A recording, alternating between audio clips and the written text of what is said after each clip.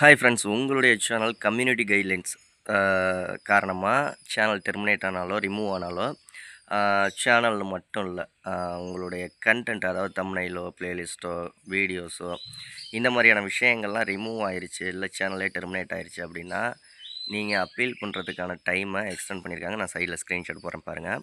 கிட்டத்தட்ட 1 இயர் வரைக்கும் நீங்கள் அப்பீல் பண்ணிக்கலாம். அவ்வளோ டைம் உங்களுக்கு கொடுத்துருக்காங்க.